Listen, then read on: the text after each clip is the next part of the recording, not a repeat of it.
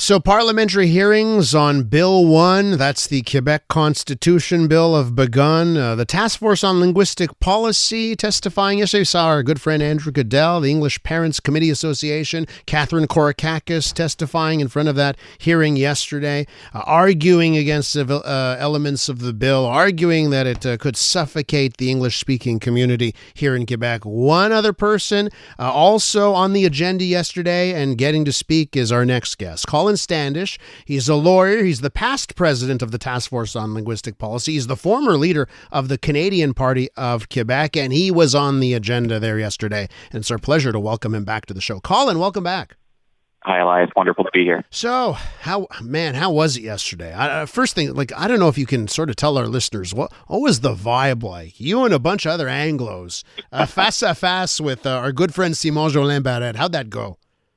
Yeah, it was a great opportunity to speak truth to power. So it felt very, I think individually and collectively, we felt very empowered to, that the CAQ has often invoked closure on most of its bills and invited very few people to its hearings on legislation. So this was great to actually be able to speak out. It was very limited time that I only had 2 minutes and 40 seconds to speak initially. And then Simon Jolin Barrette, the Minister of Justice, and I had a good debate on the official languages of Quebec and Canada and the legal status of English in Quebec. That was a lot of fun. I've always dreamed of going head to head with him. So it was was very intellectually liberating as well. And we were proud to be there speaking truth to power yesterday. Tell me about that jostling, because I just imagine. Listen, I know you've got strong convictions, you've got arguments and facts to back you up. But Simon Jolin Barrette, I'm sure he'd think the same thing of himself. He's a smug guy as well. So how did that go? That jostling between you two, and what do you think the points that you made that landed? Yeah, no, I appreciate that, and he's a very articulate and intelligent individual with very different opinions from myself and many others, Federalists and bilingual and Anglophones in Quebec.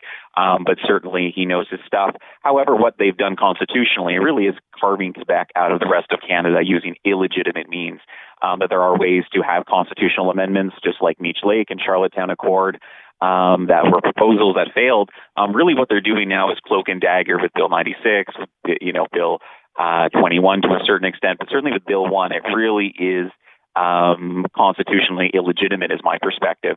It was actually kind of amusing that I went to University of Laval Law School to see my former constitutional law professor was actually the right-hand man. He's a special advisor to the committee next to Simon Jolin Barrette. And to have learned constitutional law from someone who is now denigrating it was quite amusing to me. But with Mr. Jolin Barrette and I, he questioned he said, well, French is the official language of Quebec since 1974, Bill 22. The provincial Liberals passed that. I conceded, yes, that is correct. There's that legislation. However, it never changed Section 133 of the Canadian Constitution that every court, every regulation, every law from the National Assembly has to be in English and French to be legal in this province, right? So no provincial legislature can actually diminish the status of English. That if you took every English word out of Quebec, the government would actually grind to a halt. So from my perspective and that of other jurists and lawyers, English is an official language of Quebec, not just Canada, but Quebec itself. Do you think that you or the arguments made from other Anglos resonated, maybe not with Simon Jolin Barrette, but do you think there was any connection with anyone involved in those hearings yesterday and that you had an impact? That's a great question. I think it was a bit sort of a Teflon effect that I don't, it's more to engage, the public to get informed about these laws. There's been not enough pushback. There's been criticism, certainly, of the Quebec Constitution. A lot of it's focused on the way they've gone about it procedurally. Oh, they should have had more hearings. They should have seen, and this is all true. But however, that the bill itself is illegitimate at its core, that this Constitution is unconstitutional. I don't think that resonated with Mr. Jolin Barrette neither, or the Quebec Liberal Party either.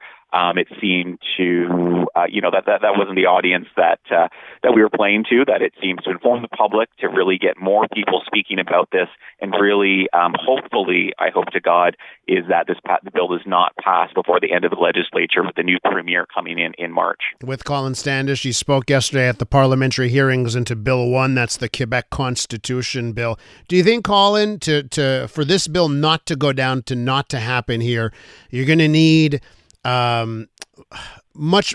support may be the wrong word, but you're going to need a lot more facets of Quebec society showing up at these hearings, and maybe not the same arguments as you, but the same type of message that this is the wrong thing for Quebec right now, and they're doing it in the wrong way. Agreed. And there has been significant Francophone pushback from a variety of sectors of society, and that's been heartening. Hopefully, speaking truth to power, it gets that sort of critical mass of that there's criticism for what is supposed to be, at least in Simon Jolin-Barrett's mind, a fundamental law for the future of Quebec. So we need to keep speaking up, speaking out, and I think we can change it. However, we see in March that it'll be either, it appears, Mr. Drainville or Madame Frechette will be the next premier of Quebec. And Madame Frechette has indicated that she is open to amendments on the Quebec Constitution. So they are listening, that the next premier might have different plans for this bill and could even scuttle it. So we could have a change in 2 months' time. You've brought up the Canadian Constitution a couple of times in our conversation. No, you brought it up yesterday.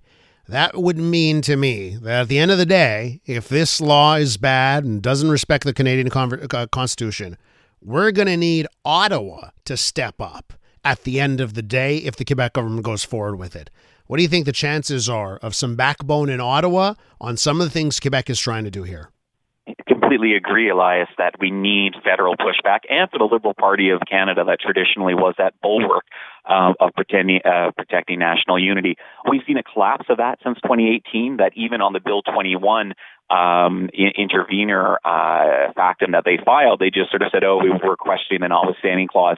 They haven't actually grown a backbone and said, this is wrong. This delegitimizes huge sections of the population and excludes people from civil society, and it's unconstitutional. So I think we need to tell our Liberal MPs, from Anna Gainey to Mark Miller, Anthony Housefather, and say this isn't good enough, that the future of Canada is in your hands, and you as a federal government have a lot of resources with your Department of Justice as well. You don't have to acquiesce to their illegitimate changes to the Canadian Constitution, which they have unfortunately done by incorporating Bill 96 and the Oath Act into our official constitutional documents. So tell your MPs we need to stand up against this. Colin, I want to thank you so much for coming on this morning and giving us your perspective, letting us know how it went down. Must have been a fascinating experience to have been in that room yesterday as you and Simon Jolin-Barrette jostled. Thanks so much. A lot of fun. Thanks, Elias. There's Colin Standish. He's a lawyer. He's the past president of the Task Force on Linguistic Policy, former leader of the Canadian Party of Quebec. I'm Dylan Playfair. And I'm Tyler Smith. We're putting loneliness in the penalty box by talking to some of our favorite athletes about the importance of friendship. This is Bromance. Bromance is brought to you by Charm Diamond Centers, proudly Canadian-owned and operated. Charm has been part of your love stories and bromances for over 50 years. And you can find Bromance on the iHeartRadio network or wherever you get your podcasts.